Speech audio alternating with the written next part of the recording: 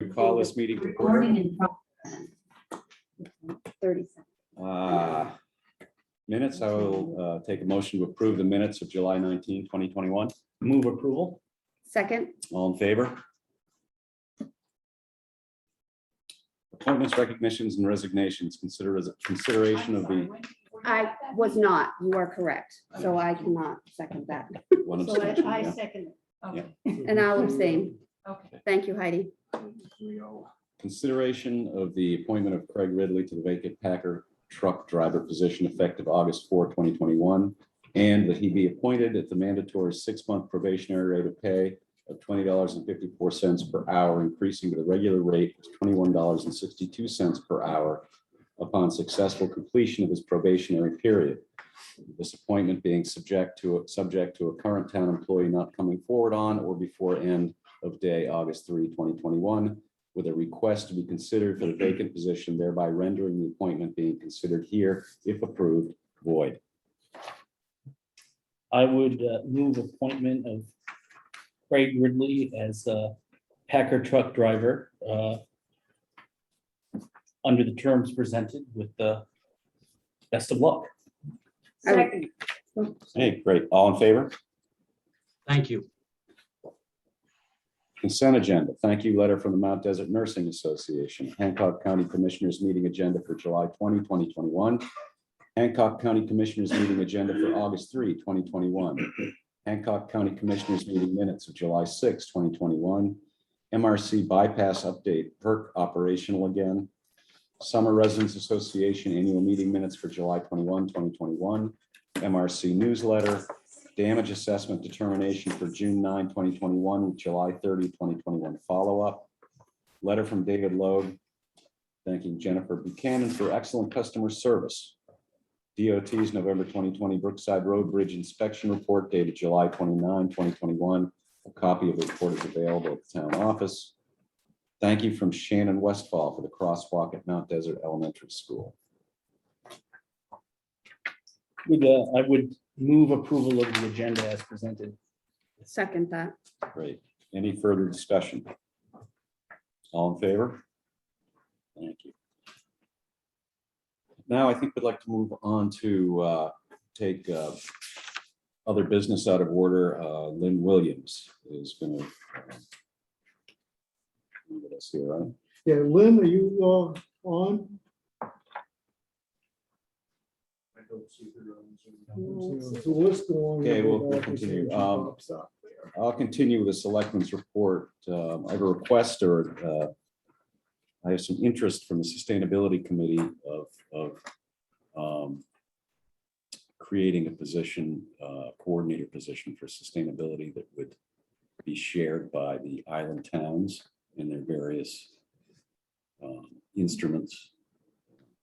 This isn't an official agenda item, and I think that if we really want to discuss it in detail later, we'd probably put it on the agenda. So, but I wanted to make you aware that that was coming. Yeah. Okay. I have a selectmen's report. I was a business owner in downtown Northeast Harbor approached me and was complaining about the number of kids riding their bikes on the sidewalks and also leaving their bikes lying out on the sidewalks. So it was hard for people to get by. I think that business owner also spoke with you. Shirley. So I'm just bringing it forward. Yeah. So they will be And addressing that, so. I don't see Jim, but I also have a couple of people that have talked about the parking by the fleet. It's very Oh, dangerous. okay. Oh, it pass is. that That's a on. bad corner. It's a very, and there's no parking signs there, but, and I have to say, since that person spoke to me, I've driven by many times and there's always been cars parked there and it is very I dangerous. wonder if their parking lot is overflowing, so why they're doing that. I was by there today and there were cars parked there and the parking lot looked pretty full, but you could bundle up or walk or something. Yeah, I'll address that tomorrow. with Okay. with the police. It is, and then you get bikes and Yeah, kids yeah. and dogs, Kids don't people stop. walking, There's no yeah. sidewalk, there's no- But yeah, I almost actually got, So they were on both sides, Wendy? no, Just- only just one on- side just on the, water side? but right, that whole corner had cars. And so if you come around there and you meet somebody coming, there's just no way. And there is no parking signs there. So, I'll mention that tomorrow. okay, thank you. I Sorry, now I'm gonna pile on. I actually had no one report this to me, but it's something I've noticed for years. Just because when I was younger, I knew of a child my age who was killed in a car accident because of a stop sign that was covered up. And if you drive around sort of that neighborhood around the Fleet, there are plants growing up around stop signs. I think we're all familiar with the intersections that you have to pull out into the intersection in order to see. And I can't tell you how many mornings I see kids zooming by, getting to their rowing lesson at the Fleet, or coming to the neighborhood house, or going to get a donut. And it's just, we're lucky that we haven't had any issues, so. Okay, so stop signs. Might covered. be- No, that's good. 'Cause, Yeah. you know, like, we don't have enough folks to really police all Yeah. that stuff, so it's good to chime in. We'd rather fix it.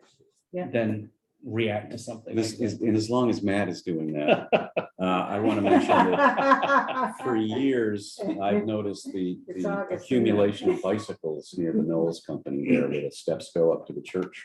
Yeah. And they're all over the sidewalk and they're in the way. Mike seems to be the- I hate to be a killjoy, but There's a bike rack there, but often they're not even in the bike rack. No. I know exactly where you're, yeah. sufficiently Yeah. sated. see a lot of snakes on those stairs. Mr. Chairman, it looks like Lynn Williams has joined the meeting. Ah, Oh, good. So why don't we take Ms. Williams?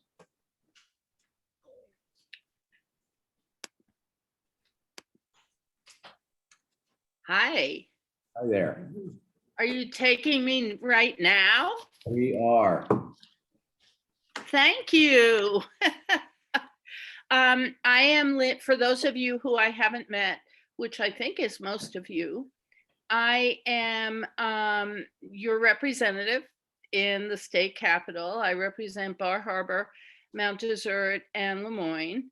And I just wanted to join you tonight and do a short presentation about some of the work we did in the Capitol this past year that may impact municipalities. The two big things which you may be most interested in are revenue sharing has increased to 4.5% from 3.75%, which is what it was predicted to be for this year. And school funding, which we've been fighting for many, many years, is now at 55%, a long time goal. So I'll go through a few topics. I tried to pick out the bills that passed and a few that didn't, that relate to things that the towns in my district and MDI, and in many ways Hancock County as a whole, care about. One is in housing. From the Appropriations Committee and their decisions on what to do with the ARP money from the feds, there is $20 million in funding for building green affordable housing using project labor agreements, which are not union jobs per se, but they do guarantee good wages and do have collective bargaining agreements. That funding is based on a bill introduced in this legislature to build over 1,000 environmentally friendly units over the next 2 years, providing affordable housing and good paying jobs. This funding is part of $50 million that came out of the ARP plan from the federal government. Other housing related legislation that passed sort of separate from the ARP plan include a bill that allows a municipality to utilize tax increment financing if they are building affordable housing. That was Senator DeChambeau's bill. She's out of the Bedford area. And if you know or don't know, tax increment financing limits on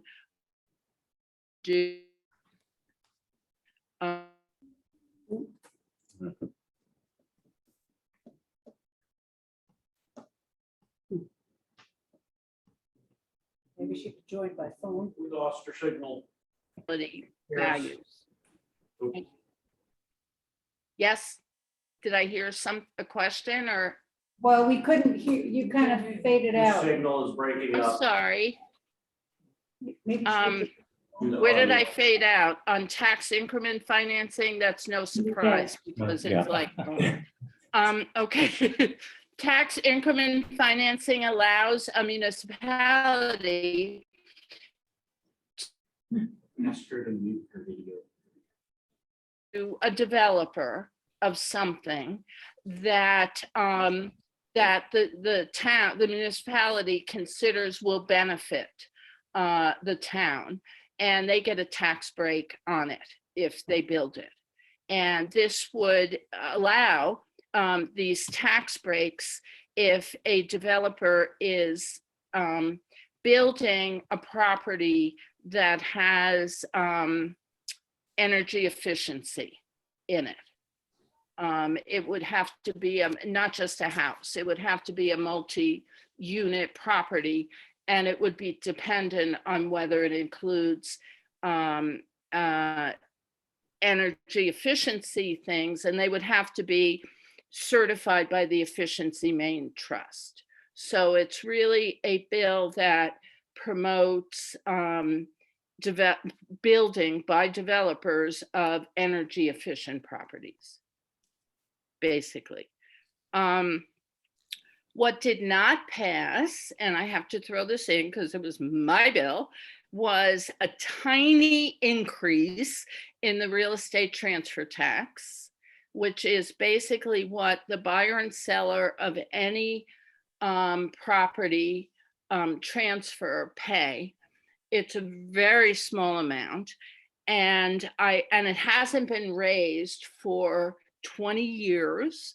And Maine, the percentage of the real estate transfer tax is 1/3 of that charged in the we don't tax people state, New Hampshire, as well as Vermont. And the money, the additional money that would have been raised would go to the home fund at the Maine Housing Authority to support the building of affordable housing.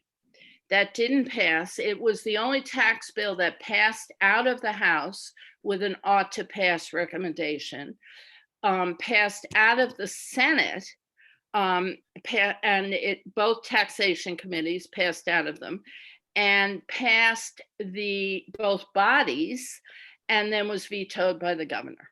So I'd like to give it another try in the next session, and we'll see where that goes. Transfer, how would people like to ask questions as I go along or save them till the end? Yeah, I have a question, actually. What did Governor, Sure. how did Governor Mills defend her veto? That one was not here. I'm positive I worked yesterday. I couldn't hear. Yeah, don't I tell me. was listening to some background noise. Could you repeat that question? Yeah. How did Governor Mills defend her veto? Oh, the letter she sent to me, and I'm not the only one, so I'm not taking it personally, was this is a really good idea, but nah, I made a no tax increase pledge. That was the defense. Okay. So, and she is up for election, as we know, and that was a little disappointing because I had support on both sides of the aisle, which doesn't always happen, because it was so small and it was going towards something that every community, even communities of folks who are very conservative and so on, communities need housing and they need affordable housing. So that was a disappointment. Any other questions on housing? Yes. I see your hand up, but I can't hear you.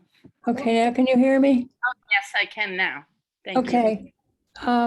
When you talk about affordable housing, Are you referring to workforce housing? Housing for people who perhaps live on the island and work on the island um, with low to moderate income? When I say affordable housing, I refer to two categories in essence. Family, year-round people living on the island, Good. and workforce housing.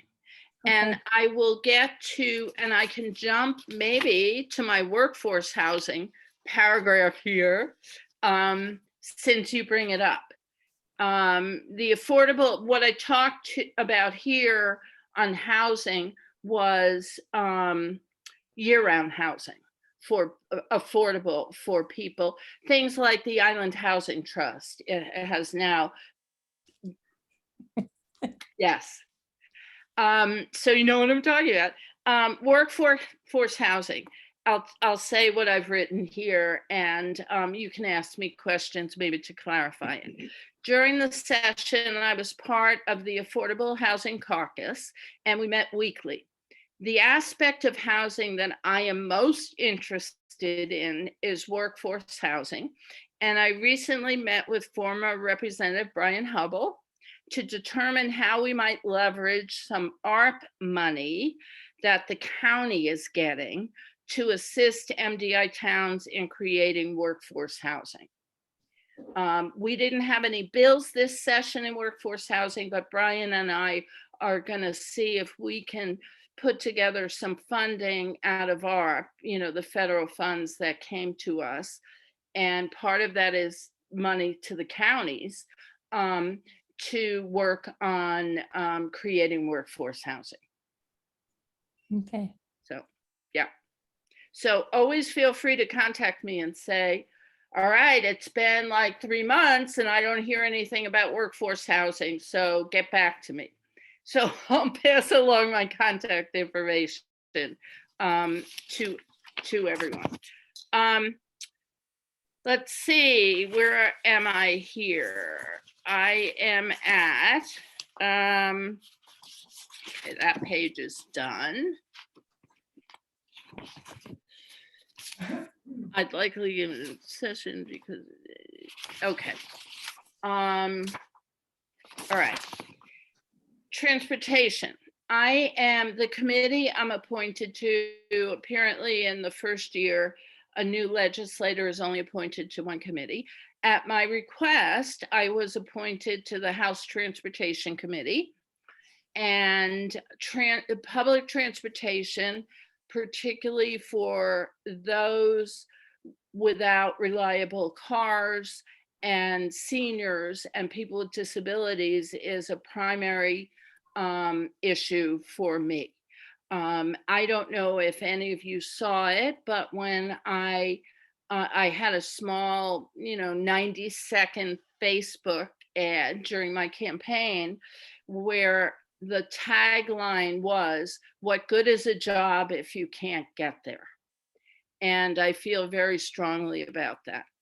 Our committee did the major transportation initiative was not local transportation per se, and I'll get to something on that in a bit, but we voted to initiate a study to determine the feasibility of extending rail from Portland to Waterville and to Bangor.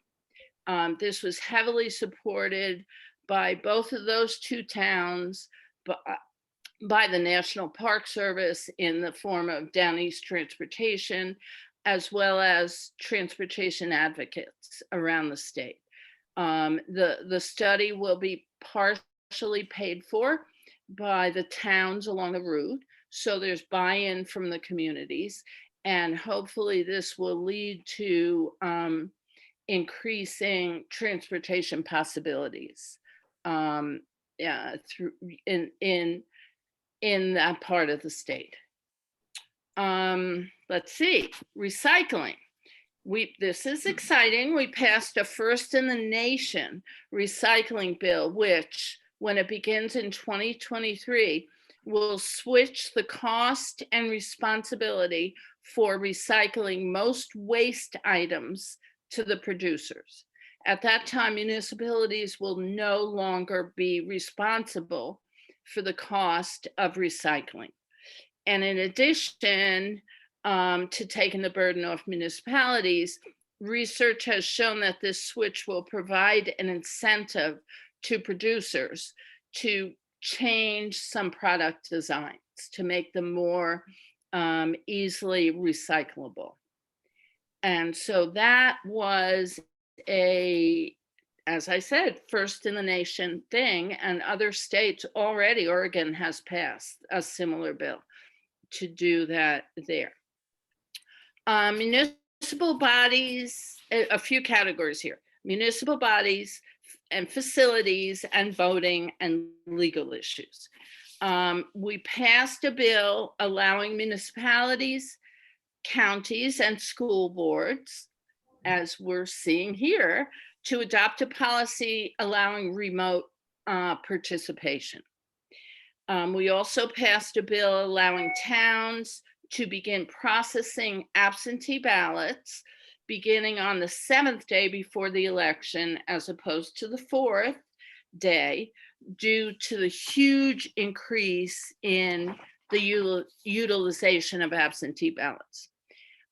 We also put into law remote online notarization by notaries. This was an emergency. During the emergency, the governors allowed this, and it was going to end. So now it's part of law and will just continue. We carried over, and a carryover is we're 2-year sessions. So if we don't pass something in the first year, it may be dead. You know, it comes to a hearing, it comes to the body, and then it doesn't pass. Or it can be carried over to the second year. So we carried over a bill to allow regular automatic mailing by clerks of absentee ballots if a voter so requests. So now every time an election comes,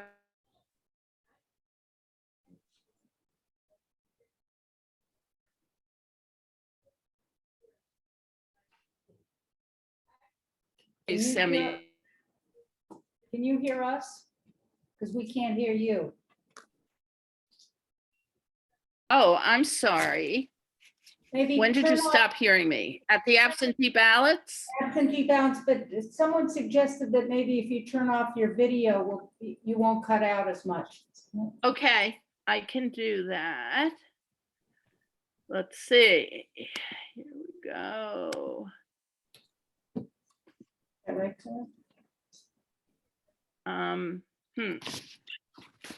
Well, Here's a there's me, little but left. I'm on a small screen. Can you hear me better now? Yes. Yeah, Okay, I'm on a, not a big tech person. And lastly, in this category, we also carried over a bond measure, which would go on a subsequent ballot if passed, to provide money. And I know you're doing work on your fire station here, so to provide money for rehabilitation or new construction of fire stations. So that's a bond measure that will probably be on the ballot next year after we come in, probably a year from November. And then let's see, Frenchman Bay. Now, this is not something out of the legislature or work that we did there, but I've been working with Representatives Falkingham and Grohosky from Goldsboro and Ellsworth and many community groups to fight the proposed American aquaculture salmon farm in the Bay. The town of Bar Harbor, my town, and I'm chair of the Harbor Committee, is an intervener against the proposal. Acadia National Park submitted a lengthy letter against the proposal. And the lobster fleet is almost unanimously against the proposal. And if you know the fishing industry, unanimity is almost unheard of. So there is a lot of opposition to this, and we're hoping that we can defeat this very unwise proposal. And lastly, I'll wrap up with appointments. I've been appointed to the main chapter of Women in Transportation, the Transportation Working Group that reports to the Climate Council, and the Maine Public Transit Council. And I will soon start working, as of today, with the Hancock County Planning Board, which received a U.S. Department of Transportation grant to set up a system and to be a demonstration project for providing transportation rides to people with no vehicles, unreliable vehicles, and seniors, and people with disabilities. So that's very exciting. And lastly, I have to put this in because it's about me. While the bill does not have a direct impact on municipalities, my bill, LD 1242, which requires that the Office of Marijuana Policy, the administrative agency that regulates marijuana in the state, submit all of their future proposed regulatory changes to the legislature, rather than the prior situation, which gave them free rein to make whatever regulations they wanted with no oversight. That's sort of aside to the fact that I'm very proud that this bill was the most nonpartisan bill in years, I am told, and passed the House 117 to 25 and the Senate unanimously. And while I am told that the governor hates the bill, those numbers would have been enough to override a veto by her. So she let it become law without her signature. So that's my report, and I'd love to take questions from you.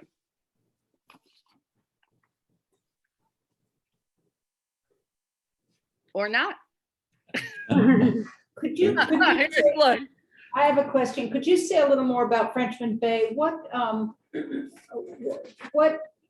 can the legislature do? The legislature cannot do anything, to be blunt. I'm working on that mainly as chair of the Harbor Committee of Bar Harbor. My town is an intervener, and the sole decision maker in that is the Commissioner of Marine Resources. That's the way these aquaculture farms are set up. And so there are problems there. It's not like certain other on-land developments. For example, you've probably seen in Belfast and in Bucksport, there are proposed aquaculture farms that are on the coast, but on land. And they need to meet the zoning ordinances of the towns. Because this is in the water, there's no zoning in the water, and they don't have to meet many of the requirements that an on-land project has to meet. So we're working on pointing out things that might make the commissioner not grant the permit, but it's really a long shot in many ways. Thank you. Thank you. Great. Anybody else? Lynn, thank you so much for your report. You're Really welcome. appreciate it. Yes. And everyone should feel free to contact me whenever. And if I don't know the answer right off, I will look into it and let you know. Thanks very much. Thank you. Thank you. You're welcome. Thank you. All right, now we will take up unfinished business. Review and discussion of the latest schematic designs for the proposed addition renovation of the Northeast Harbor Fire Station. So, we're ready to move out from, we're ready to move from the schematic design phase and the design development phase. We're supposed to do that this month in August. I was unable to print some larger. I have them up on the screen here. But there is a full set of prints in front of you that also have not only floor plans, but elevation plans as well. I just wanted to give you folks an opportunity to chime in and look them over. Try to get out as much information as I can, maybe avoid, you know, this was gonna happen, red flags or anything before we move forward with this. As we go into the design development phase, things get a little bit harder to change in the construction drawings or the drawings. So if there's anything that needs to be addressed, now it's time to do as far as floor plans go and footprint. Seems like the biggest question is the addition of that community room that some of the selectmen felt strongly should be included. Is that? I think we're on. Yeah, Oh, this is oh, that's Northeast the Harbor. next, oh, I'm Sorry, sorry. this is Mount Desert, Oh, right this is here, Mount- here, This is Northeast Harbor. Yeah. Yeah. I have a- John, I'm sorry. Could you ask Mike to come up to the front? Mike, could you come up to the front? Thank you. Can't hear him. You want me to share the plans, screen showing the plans? That'd be great. Yeah. Yeah, if you don't crash something. How's this, Dick? Can you hear me? I can hear you better. Thank you.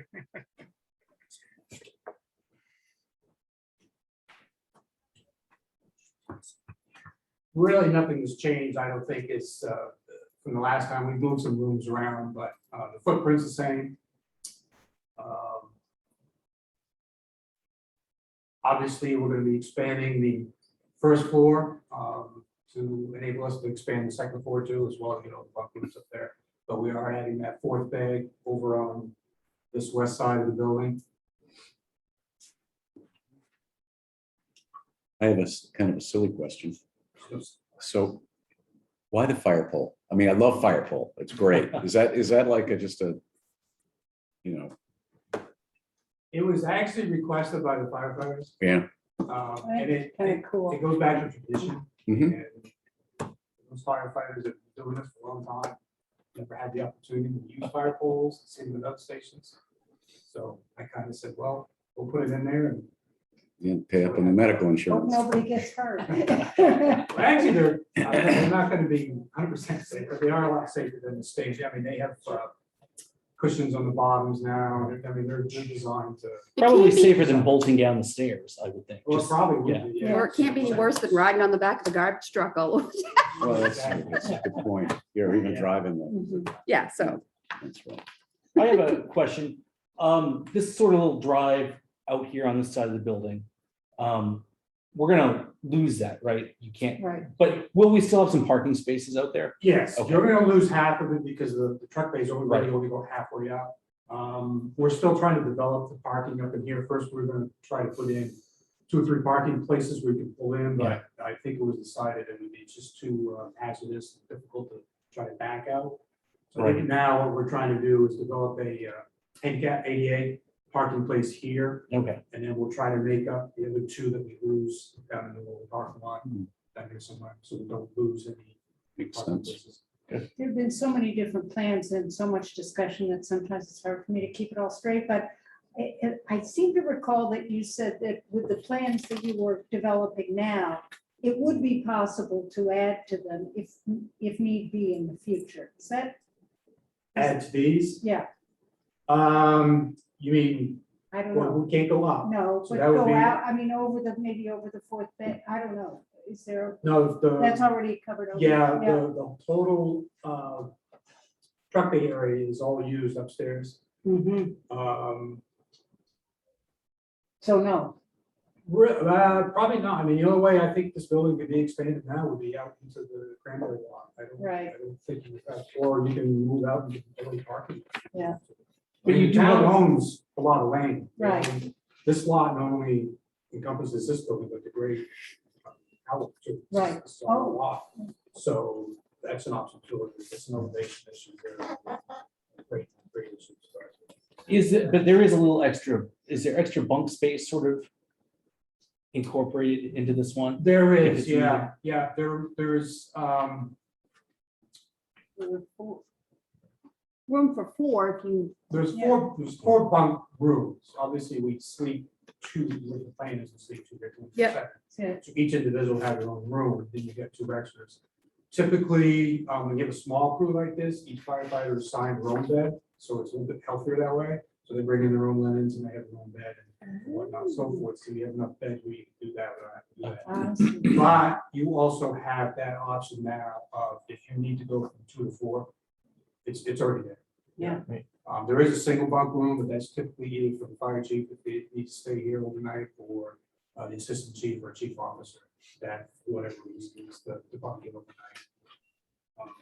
You know, the Main Street fire or something like that. so theoretically, if need be, you could sleep 6 people, right? You could at once, yes, yeah.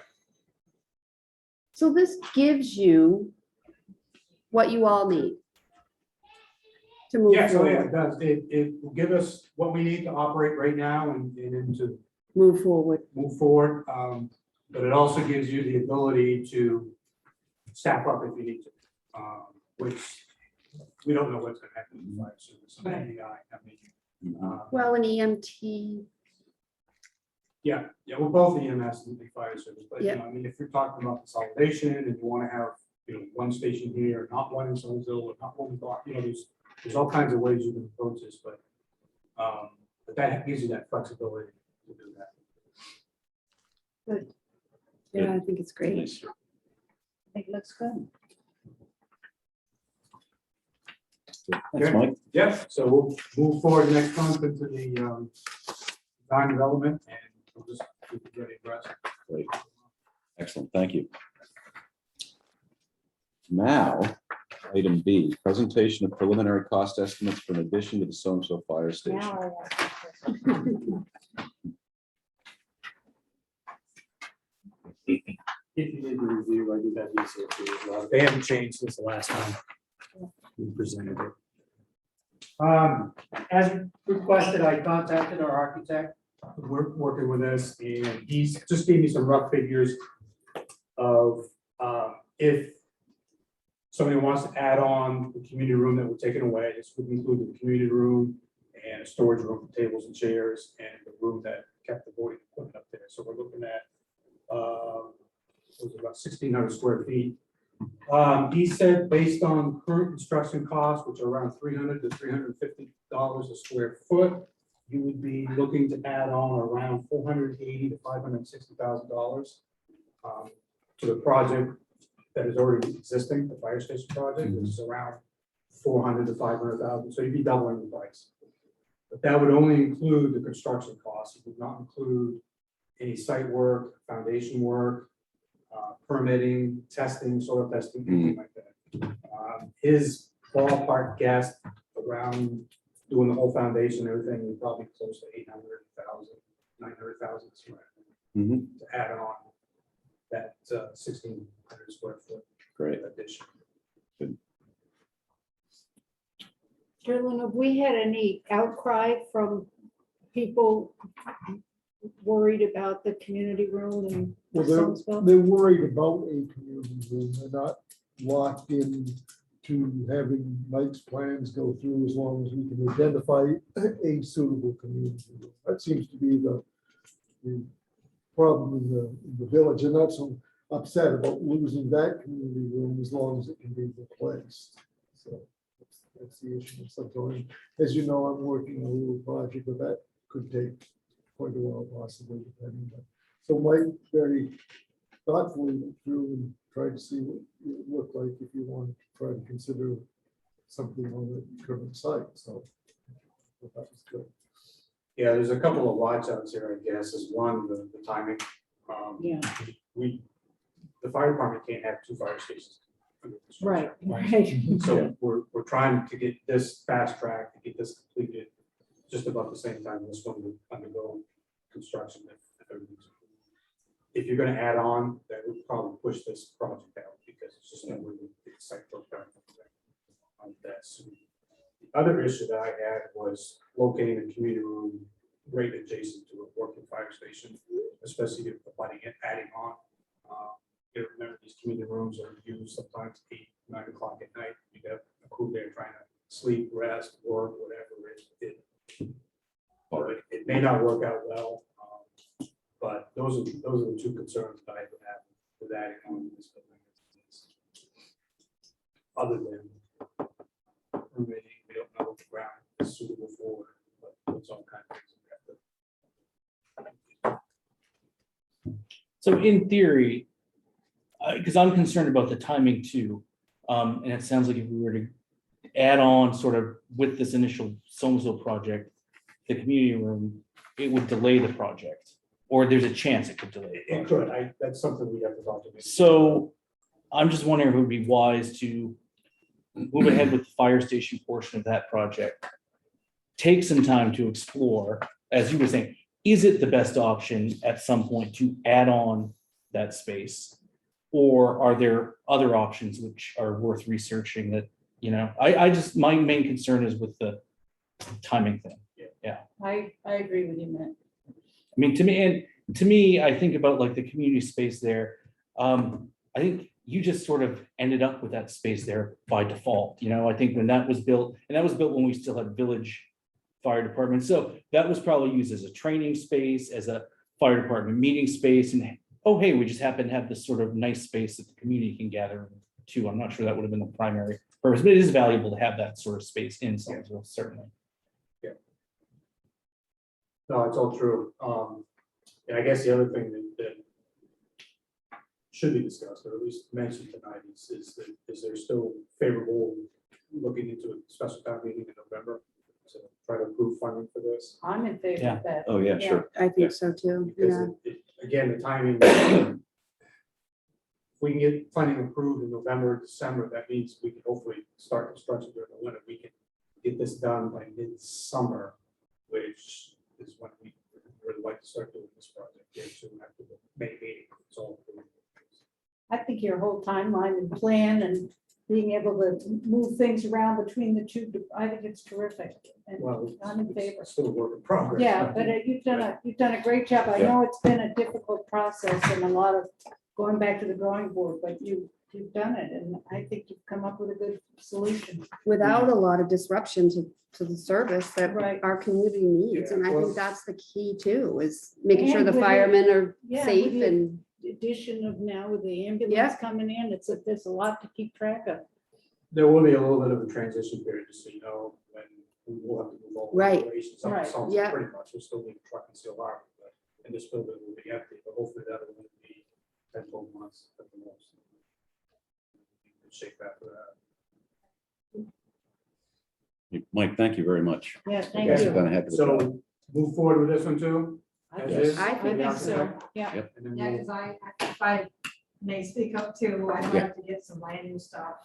Sure. That's a special town meeting too. Oh. I'm running into stuff that we fixed that, well, I thought we fixed, but I'm hitting a problem. so. oh, good. Yeah, good. Wow. It's good to have more than one thing for a Yeah. special. I like that. Good use of time. Sure You can is. probably come up with all kinds of things. Bring it. All Thank right. Thank you. Thanks, Yeah, Mike. thanks, Mike. Thanks, Mike. Okay, item C, bear with me. Oh,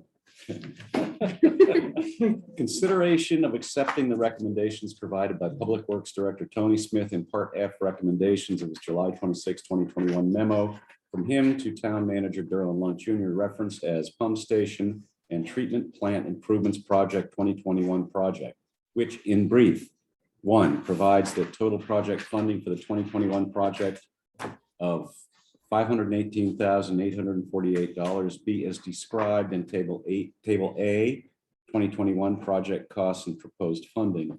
using the funding and associated account numbers described below and shown on lines 19, 21, and 22 of Table A of the memo as A.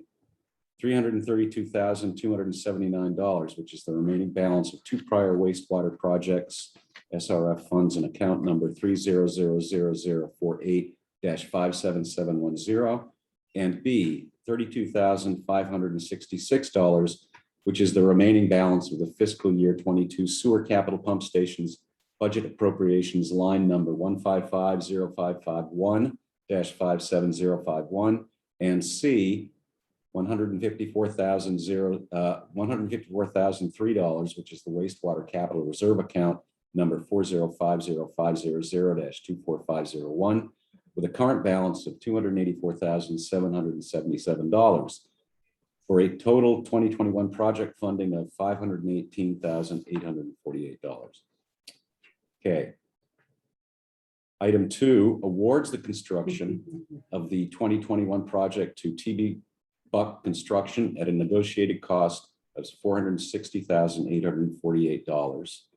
And 3, retains the services of Oliver Associates to provide CCAI services for the 2021 project at a cost of $38,000.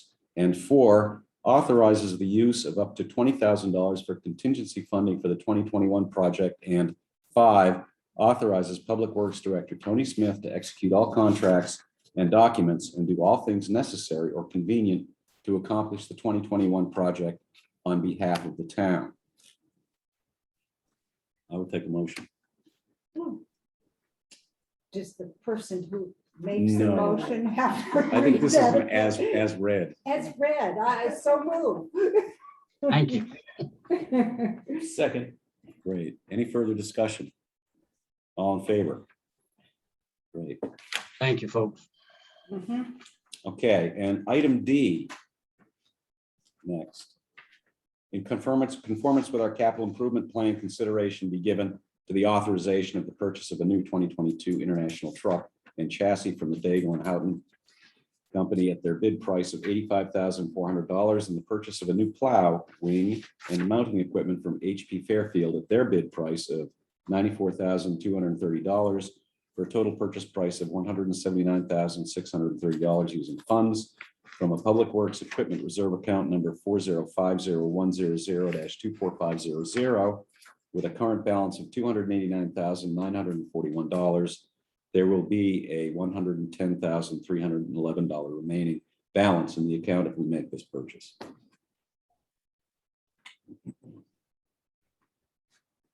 I would move approval as read. Second. Great. Any further discussion? All in favor? Thanks, Tony. Thank you.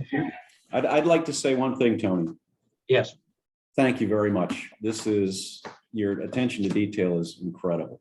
This is very good. thank you. I appreciate that, John.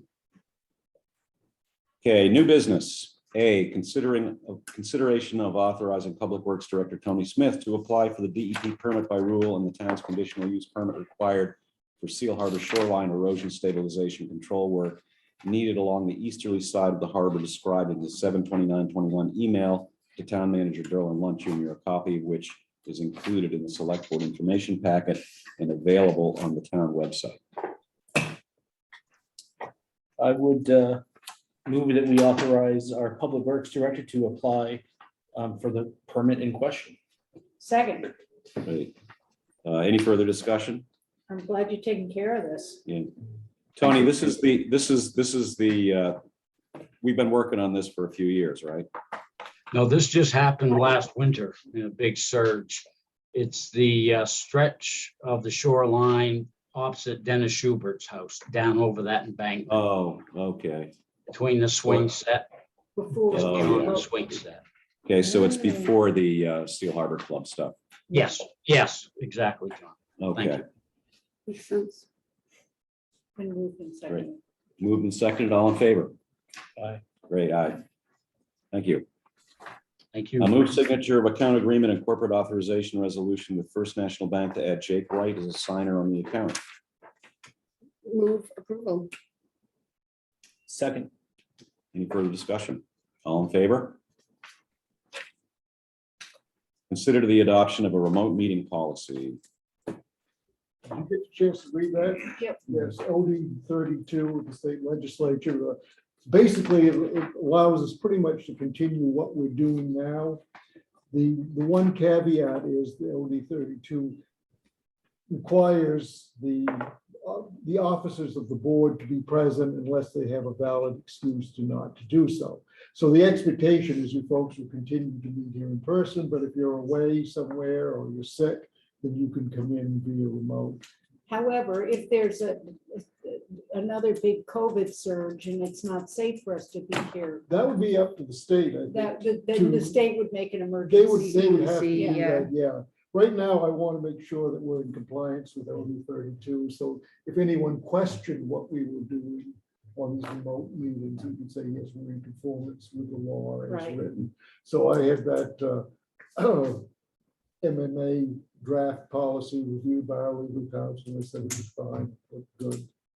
They recommended you adopt it as printed. Okay, Yeah, and one other thing is boards and committees that want to do remote meetings, the way it was sort of a quirk in the way the legislation was written, we just can't do a blanket for all the other boards. So I know Bill Hanley's here for the planning board. If the planning board wants to do the same thing, the planning board will have to vote this remote policy themselves. That's an added question about that. So there's some hesitation from some of the board members about, returning the front seat because I think I know where you're going with this. you They don't, probably know where I'm going. they don't with want to this. come in person. They don't want to. I think you could, under this legislation, I think they could use that as a rationale for a meeting. But you wouldn't want to get into a position where the whole board is out, because then you couldn't do it. You've got to have the public be allowed to come into the meetings. So you can't have a remote meeting that's just remote and the public has to come in by Zoom. They have the option to, but they also have to have the capacity under this legislation to be able to come and meet in person. So how's it work though? If we have a quorum as a board, but there's only two of us physically here. As long as the public rest can are- come, as long as the public can come, there's a space for them to be here. You could do that. It doesn't mention quorums and anything. It mentions excused absences. You as the chairman could determine whether that's an excused absence. But the key is, if you had just a remote meeting and the public had to come in only remotely, that would not be permissible under this legislation. The public has to be afforded the opportunity to physically come to the meetings. My concern is now with this new CDC guidance. And, now, for example, Saturday morning, Hancock County was listed as one of the 2 counties in Maine with substantial transmission rates. So the CDC, federal CDC, and now state of Maine are saying, even if you're vaccinated, you should be wearing your mask inside. So now today we downgraded, actually yesterday we downgraded to yellow. So we're only a moderate risk. So they're saying, oh, you're safe now. You don't necessarily have to wear a mask inside if you're vaccinated. Because you get So such small my- numbers. that this can go Right, back it and could sort of forth. like a Christmas light blinking Yeah.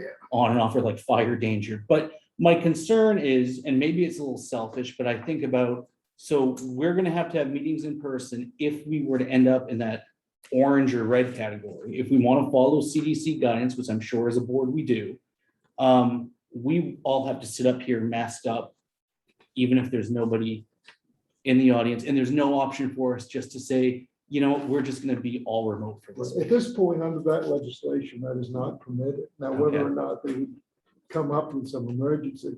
Right now, without this policy, if we don't adopt this policy, what we're doing now isn't permitted. Right. This is our last shot to get it in before the next meeting, because otherwise, if we don't have a policy in case we're not supposed to have any remote capacity at all, it would have to be all in person. but we could be masked. We could be here and be Yeah. masked. Right, and isn't that pleasant? Well, I actually prefer it to being online. Really? Yep. yeah. I thought I missed in-person meetings, but I like sitting in my living room as well, I decided. Or you can have Well, the if you flu. were somebody- if you were, I'm as sick, I, I meant. as I understand it from what Derlin said, if you As long as were we had at un- least one if you were person, yeah. uneasy, you could stay Right. home and, I mean, Mhm. remotely, we Yeah. miss you though.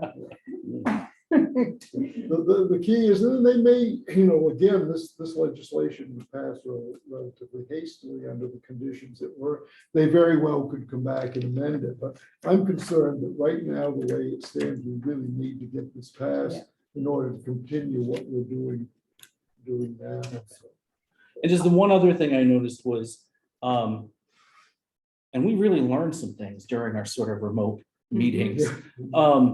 But I think if memory serves me correct, we had been doing roll call votes on things like any financial things, but on other things like, consent agendas and things, it had just been all those in favor. And I think according to this, everything has to be a roll call vote. According to that, Okay, yeah. yeah. So, What, every time, even now, when we're in person?